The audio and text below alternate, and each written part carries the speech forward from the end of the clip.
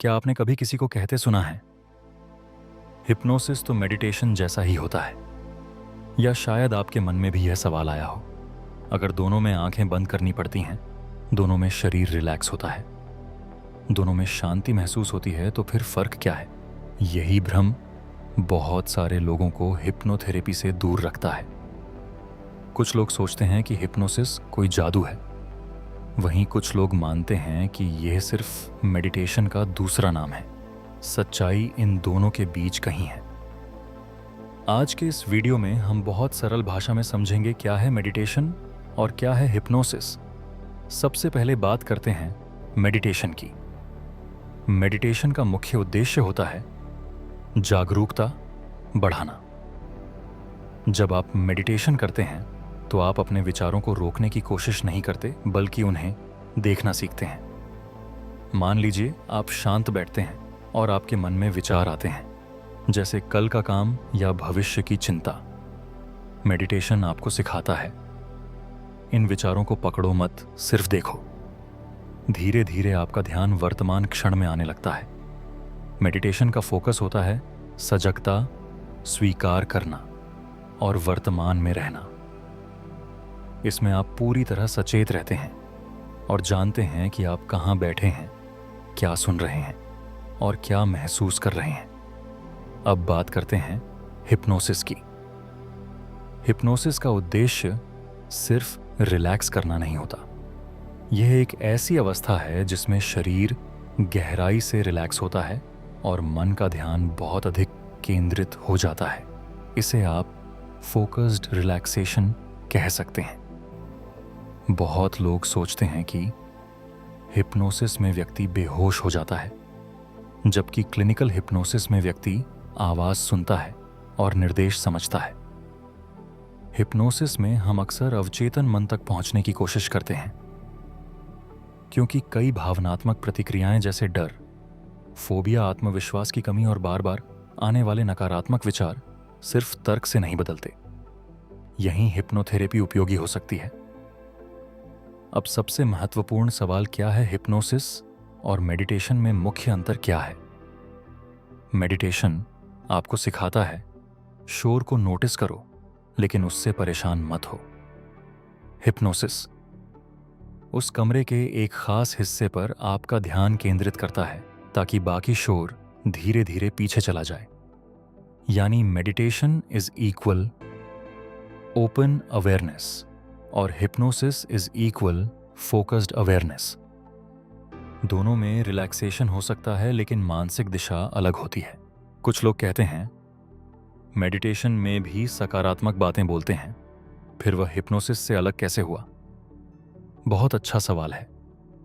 Meditation में अगर कोई कहे गहरी सांस लें, शरीर को शांत महसूस करें, तो यह रिलैक्सेशन गाइडेंस है।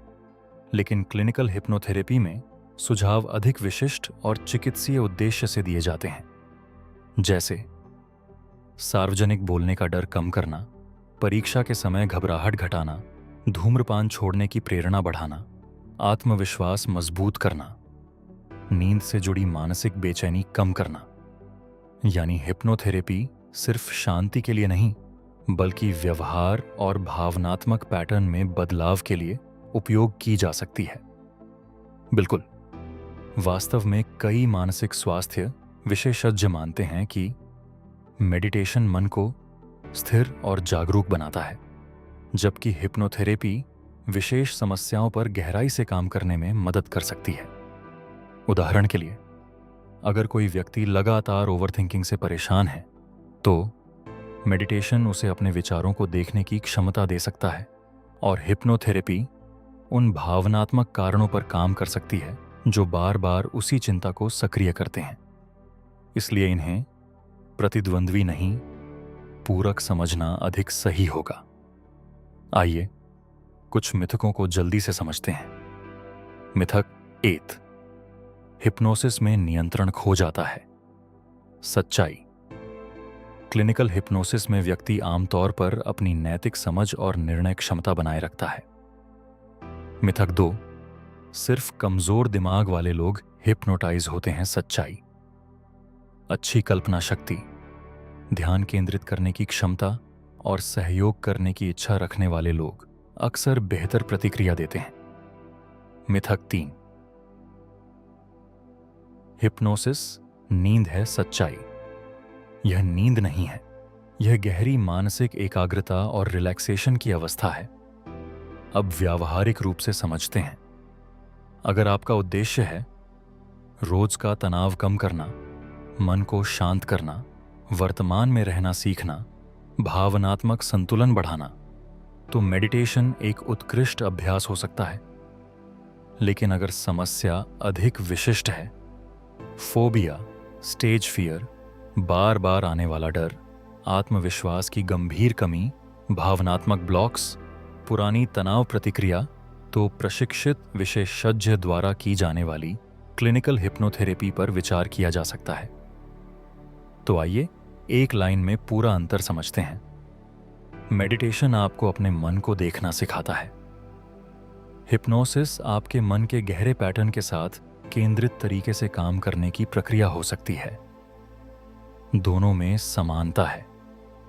रिलैक्सेशन, आंखें बंद करना, धीमी सांसें, आंतरिक अनुभव। लेकिन उनका उद्देश्य, दिशा और उपयोग अलग है।